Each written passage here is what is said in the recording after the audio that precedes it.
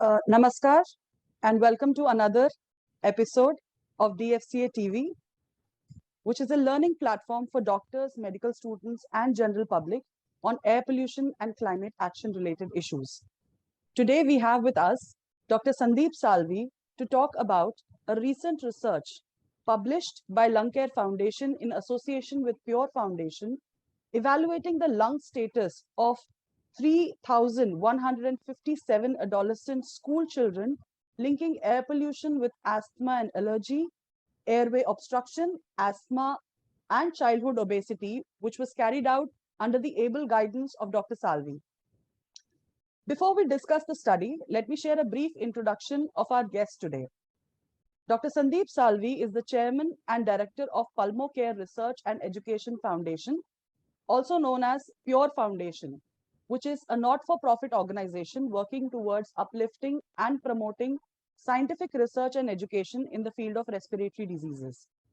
Having served as the founder director of Chest Research Foundation from 2002 until 2020, Dr. Salvi comes with an immense experience of doing clinical and community research in respiratory diseases, especially focusing on indoor and outdoor air pollution and its link with respiratory diseases like COPD, asthma, among others. Dr. Salvi's research contributions have been published in many national and international journals of great repute. According to a report by Stanford University, Dr. Salvi is among the top 1% of all global respiratory scientists. He is also a Clean Air champion with Doctors for Clean Air Network. Welcome, sir. Thank you very much, Matushi. Talking about the study that was recently published and has been grabbing the news of late, if I have to ask you the first question, how did you first come up with the idea of this research study? And what was the need that was felt to conduct this research study?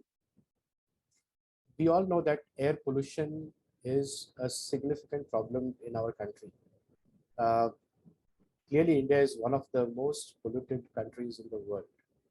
And the people who are most vulnerable to the harmful effects of air pollutants are young children and adolescents.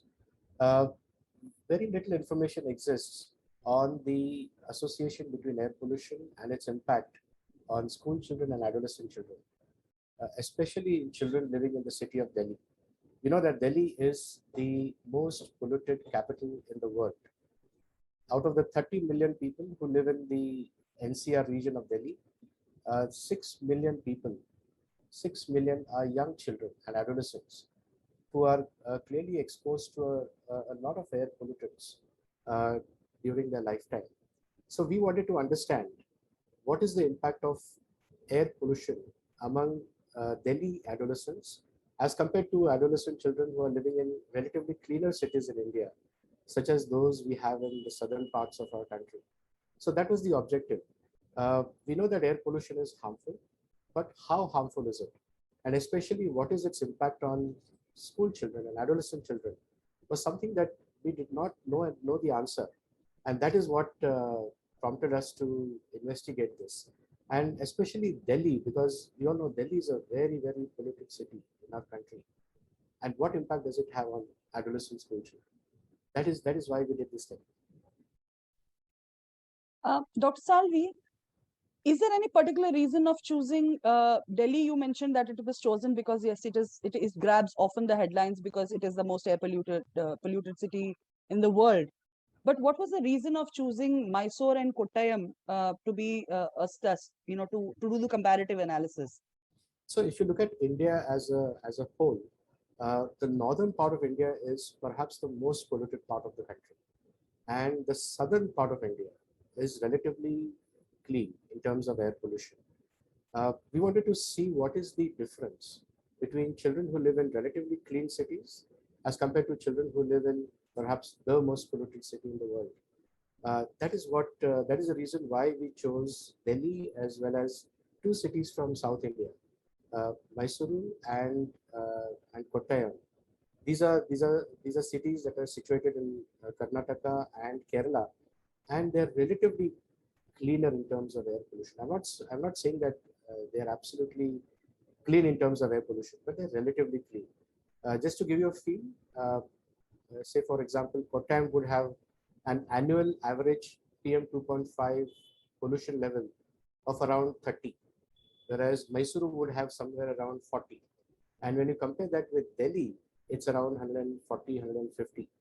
And so therefore there's a nice contrast between Delhi and the two southern cities. And that is the reason why we chose them. We wanted to see are we getting a clear signal between a very polluted city and relatively less polluted cities. Dr. Salvi, after choosing the cities where you wanted to do the research, what are the other factors that you kept in mind while you designed the study and while you proposed the kind of, whether it was choosing a sample, to choosing the methodology of doing the research? So what were all the factors that you kept in mind while planning the study at this scale? So we primarily wanted to evaluate the impact of ambient air pollution, that is pollution outside your house, on adolescent school children studying in between standard 8 to 9th and then standard 11th. We wanted to remove the confounding factors caused by overcrowding, high levels of indoor air pollution, poverty, undernutrition, which are all factors that we would otherwise see in children who study in public schools or in the rural areas. So we decided to conduct the study only in private schools so that the effect of indoor air pollution, overcrowding, poverty would all be nullified. So whatever effect we see in these children would then mean that it is caused only by ambient air pollution or outdoor air pollution than any other factors. So that was a very specific category of children that we selected. So children studying in private schools, both boys and girls, and only in the urban cities. So even in Kottayam and Mysuru, they were the urban cities or towns, what we call, not the rural areas. Because we know that air pollution levels are a lot higher in the urban areas because of industrialization, growing number of motor vehicles, and so on. So that is the reason why we selected this particular age group, both the genders, and only private schools. So that was a very, it was a decision that we took very carefully, because we really wanted to understand only the impact of outdoor air pollution. And therefore we had to remove all the other confounding factors. Dr. Salvi, if we have to come up with, tracking the timeline for this study, when did the study start and when was the analysis complete? Like how much time did it take for, you to do this kind of a study at this scale? Because I think one of the biggest factor of, unique factor of this study is also the scale at which it was done. I mean, the number of students that were a part of the group.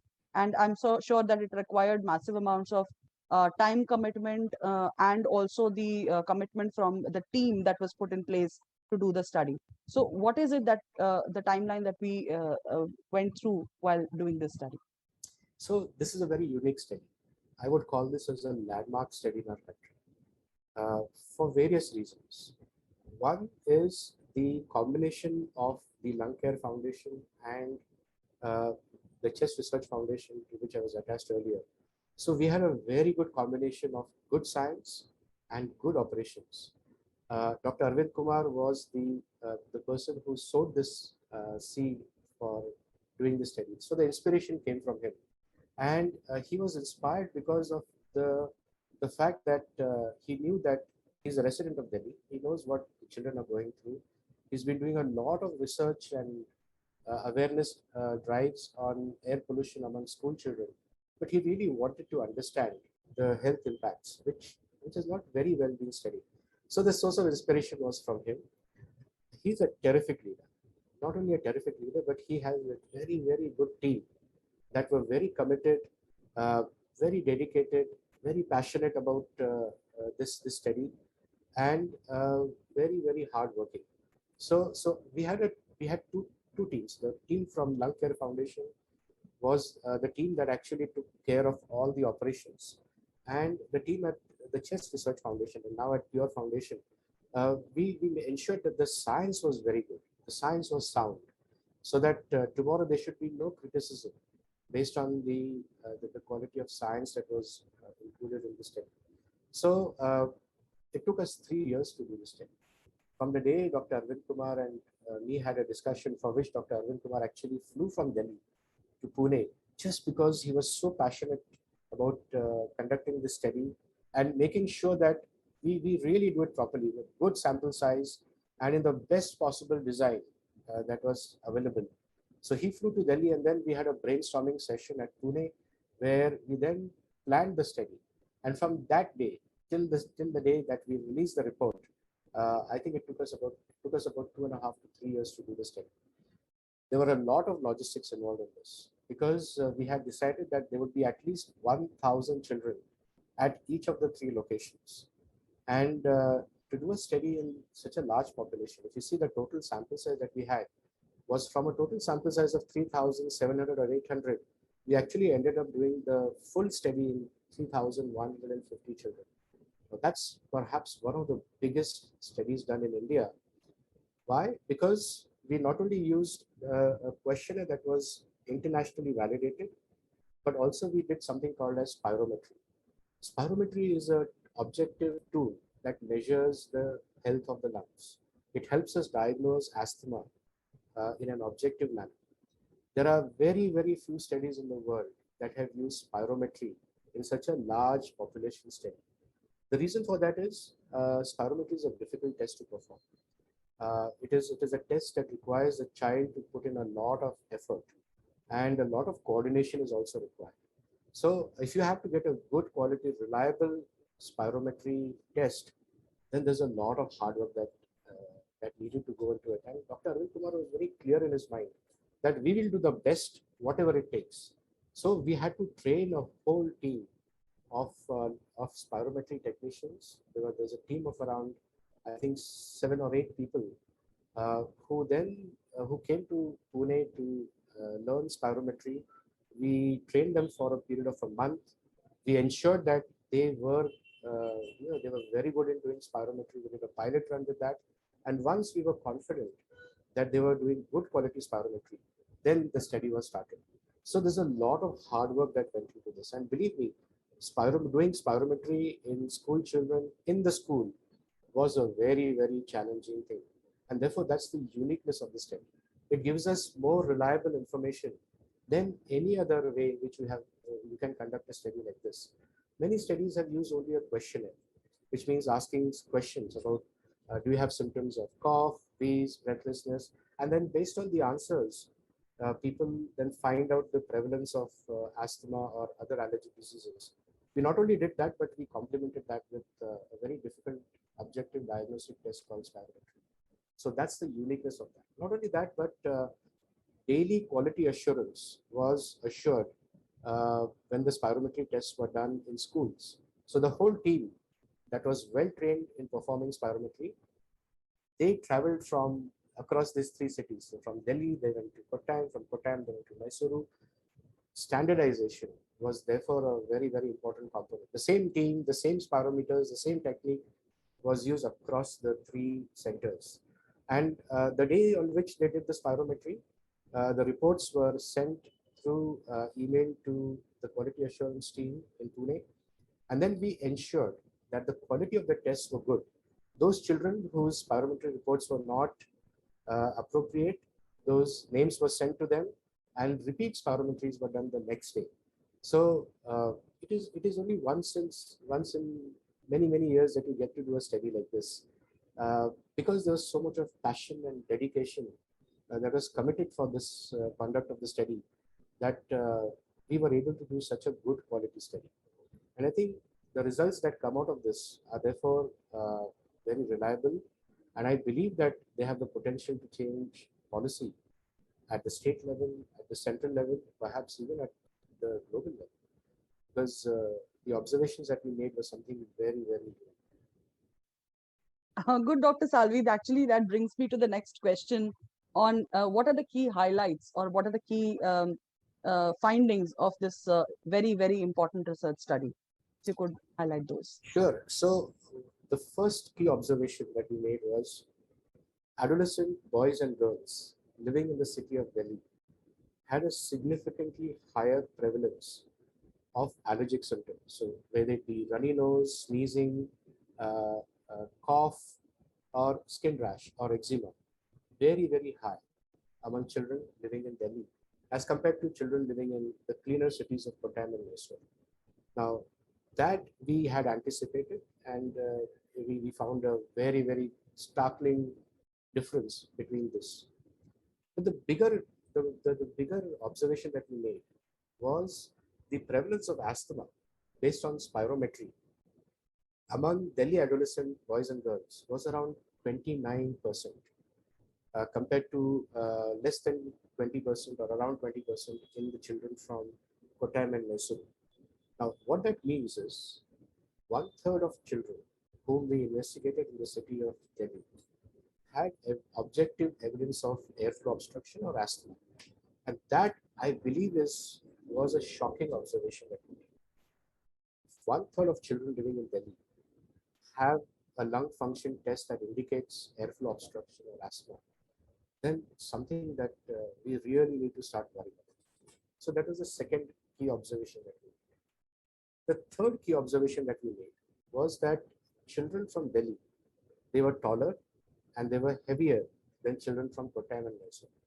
Not surprising because of ethnic differences. So we know the northern part of India they're taller and heavier than children from southern India or people from southern India.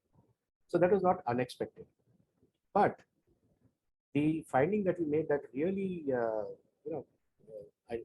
made our eyes wide open was that obesity was strongly associated with spirometry defined asthma. What does it mean? It means that children who were obese, they had an almost twofold greater odds of having asthma as compared to children who were not obese. And this observation, although it was found in both children from Delhi and the southern cities, but the association was a lot stronger in children from Delhi. So obese children or overweight children from Delhi had a much higher prevalence of asthma than obese or overweight children from Kottayam and Mysuru. So this came as a bit of a surprise that obesity or being overweight is strongly associated with asthma. So that was the next key observation that we made. The fourth observation that we made was out of the 1/3 children whom we found that they had asthma in Delhi, the 29% that I mentioned to you earlier, only 8% of them knew that they had asthma, or they reported that they know that they have asthma. So that is the level of underdiagnosis that happens for asthma amongst children in Delhi. Out of 100 children whom we found to have asthma, only 8% knew that they had asthma. And even worse than that was 0.3% of these were actually taking some medication for their asthma. Now, this came as a bit of a shock for us because out of 100 asthmatics, only 8 of them knew that they were asthmatic, and only less than 1 of them were actually taking the right medication.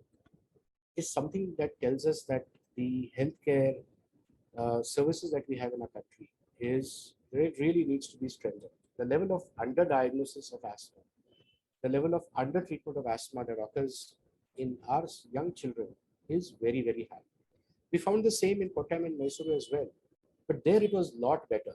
So in Delhi, only 8% knew that 8% of the children knew that they had asthma. In Kottayam, it was 20%. Kerala, in Mysore, it was around more than 15%, and at least about 10% of them were taking their treatment for asthma. So I think the level of education awareness seems to be a little higher in the southern cities, but in Delhi, the level of underdiagnosis and undertreatment for asthma is very high. And that is a very sad thing because if asthmatic children do not get diagnosed and do not get treated, and they're continuously being exposed to high levels of air pollution, their lungs will continue to get weaker and weaker. And I think that's the message that came out of this study. And the final message that came out was the potential association between obesity and air pollution. So that is something very, very, very exciting because it is known that air pollution can give rise to obesity or being overweight. Now, these studies have been reported only in the Western world. And the observation seems to be quite consistent that air pollution can make people fat. Uh, but this is the first study in India that seemed to suggest that air pollution causing obesity or being overweight among adolescent children, and that overweight and obesity then being associated with asthma was a very, very interesting observation. So air pollution causes asthma in children by two pathways. One is by a direct pathway. So air pollution, the pollutants enter inside your lungs, they cause a little bit of inflammation and damage, and that gives rise to asthma. That is well known. But air pollution causes obesity, and obesity causes asthma is something that we showed for the first time in our country. And I believe that these four observations that I mentioned are the startling observations. I think they clearly suggest that there is a serious issue of air pollution in our country, and especially the children are being affected significantly.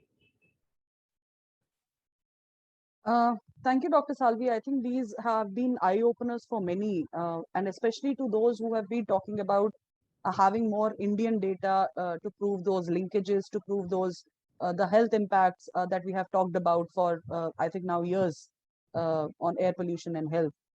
Uh, so, if we have to specifically talk about the findings of this research, what does this mean to the parents and the schools?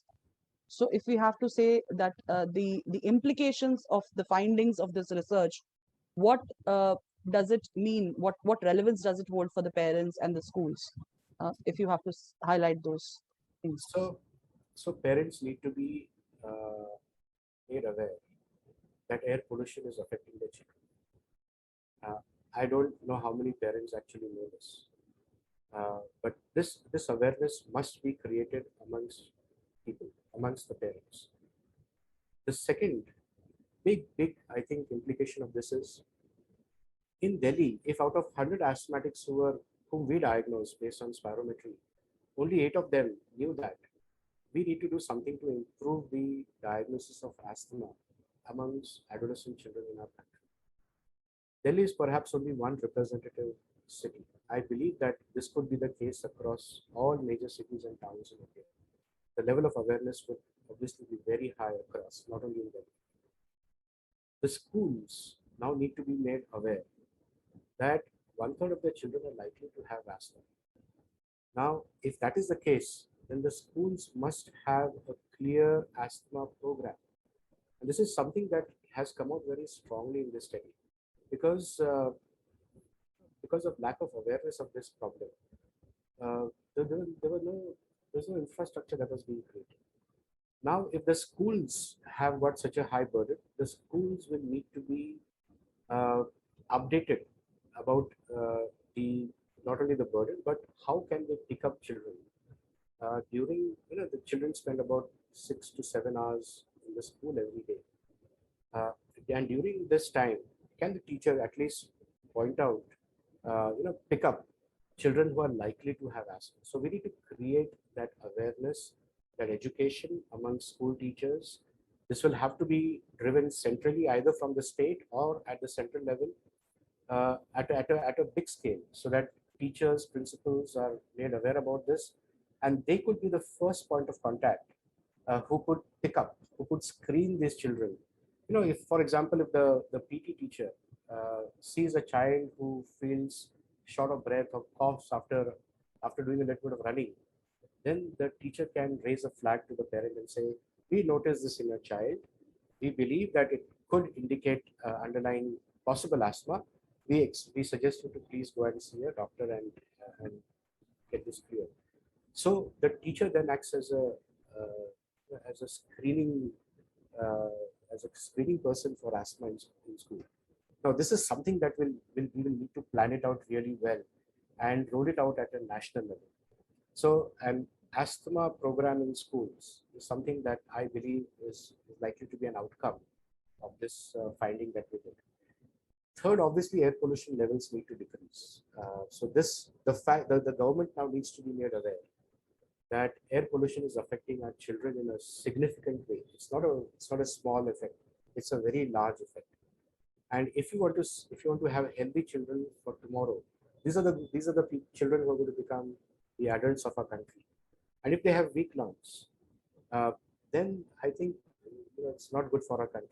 So the policy makers now need to be made aware, and they need to make some very strict, stringent regulations to see how we can reduce the levels of air pollution. And finally, if air pollution does cause have such a big impact, what can we do to protect the children?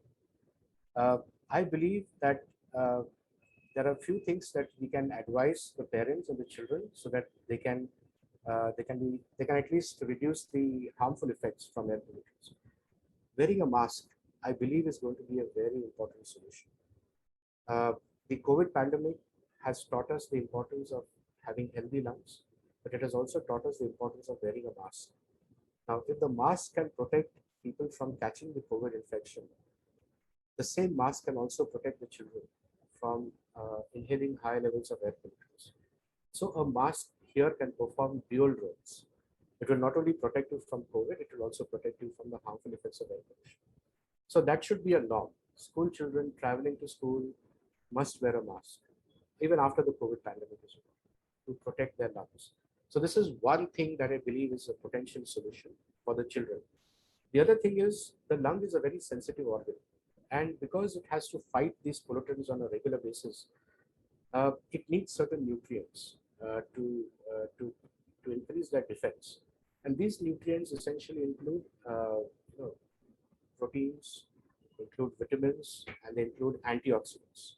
So a good diet, a healthy diet from a lung perspective is something that we can recommend to parents and their children so that the defense mechanism against air pollution can be enhanced. And there could be some additional protective effect that could be caused just by merely improving the quality of nutrition. So drinking plenty of fluids, eating lots of fruits. Fruits contain a lot of antioxidants, green leafy vegetables. This kind of a diet is or omega 3 rich fatty acids, such as what we see in fish, in, uh, in almonds. They contain very high levels of antioxidants and they can improve our lung defense. So this should also be a very useful intervention that could help the children. So I think by and large, these are the implications of these observations that we made. We really need to now create that awareness about the harmful effects of air pollution among children. Until and unless the common man is educated and made aware about this, nothing can be done. And I think that's the first step is to educate the people about the harmful effects of air pollution. Dr. Salvi, just picking from the point that you had just mentioned on how the children need to be, asthma needs to be identified at the school level. There are a lot of the schools can play a very, very important role. So, just out of curiosity, I wanted to ask you, what is the danger of uh, children who suffer from asthma and have not been diagnosed? What is the risk that they have through the life if they are not diagnosed in time? So if asthma is not diagnosed among children, they will continue to suffer with symptoms of cough and shortness of breath. Over a period of time, they will get used to it, and then the parents will believe, well, I mean, he coughs a little, but that's because of the environment. That neglect is going to make the lungs weaker and weaker much faster. A lung is an organ that reaches its maximum growth at the age of 19, 18, 19, around that time. After that, the lung function declines over a period of time. As you become old, the lung function declines. Now, if you have asthma, which is neglected, the lung function declines a lot faster.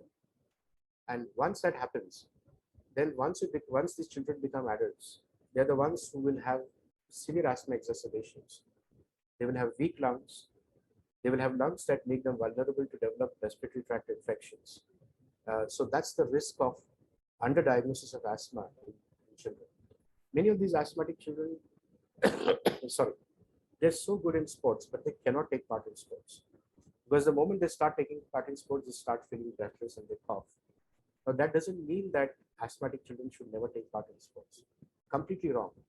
Asthmatic children can actually become excellent athletes. They can become excellent sportsmen if they're given the right treatment.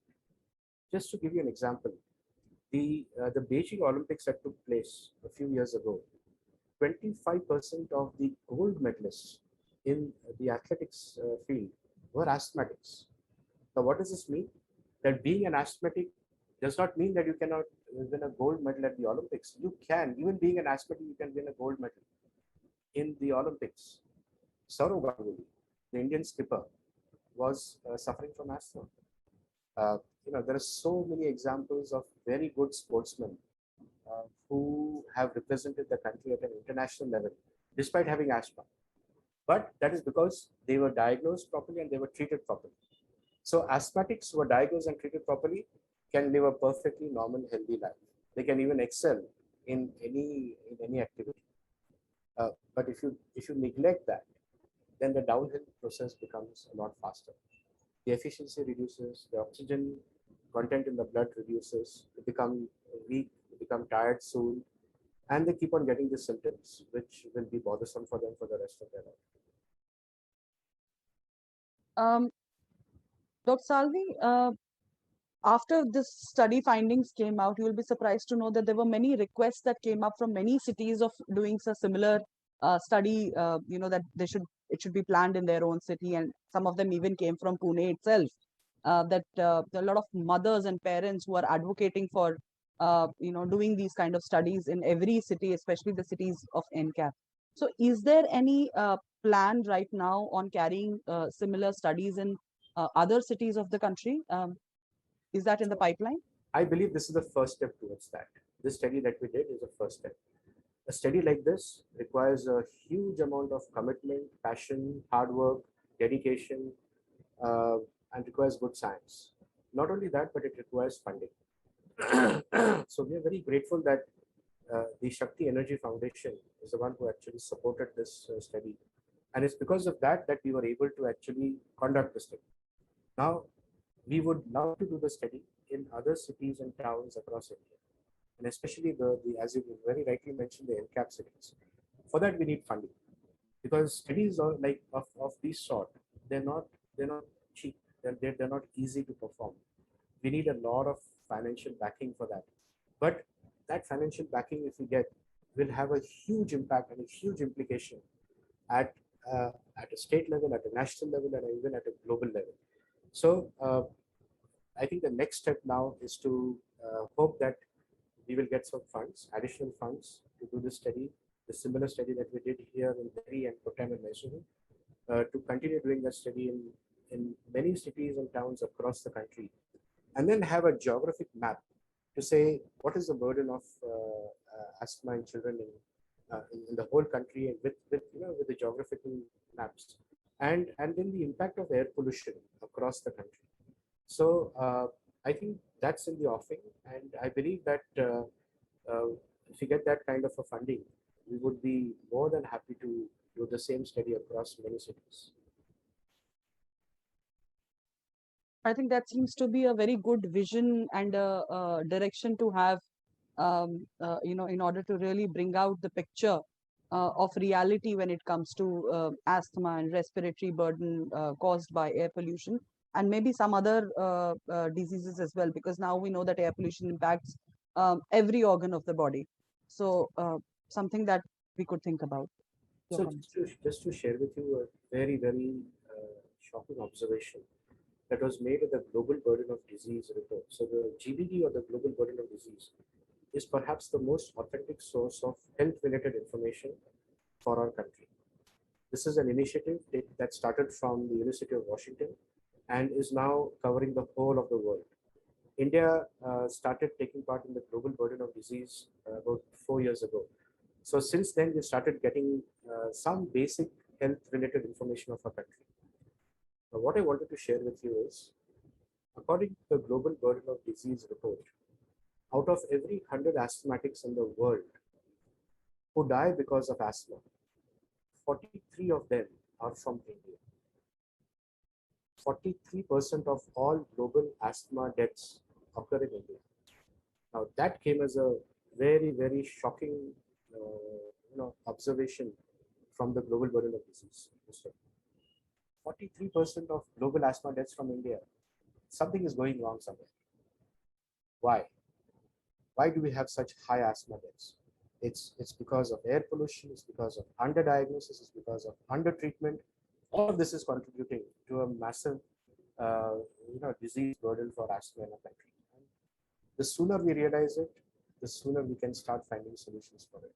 And I think this study that we did is the first step in that direction. It's an eye opener for all of us to start thinking that maybe this is where the problem lies. Air pollution, underdiagnosis, undertreatment is what is responsible for the very high asthma deaths that we have in our country. That's good. And that's also, in fact, in spite of the fact that asthma is a very easily manageable disease Absolutely. in most cases. Asthma is perhaps the best disease that you can treat. You can bring about a near normal life to all asthmatics.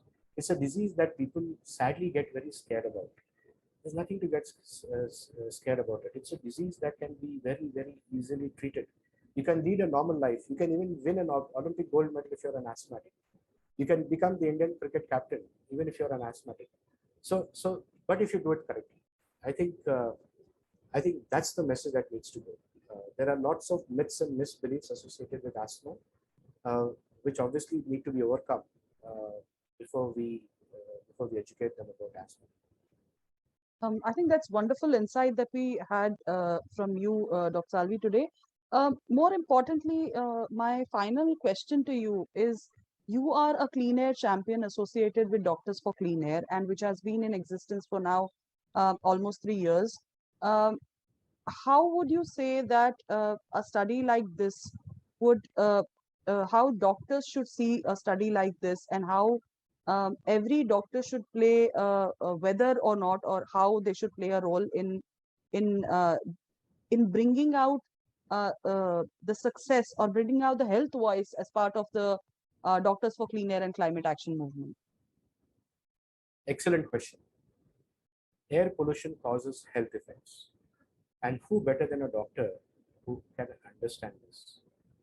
A doctor who sees n number of patients in the clinic every day will start realizing that at least half of them are coming to me because of the impact of air pollution on their health.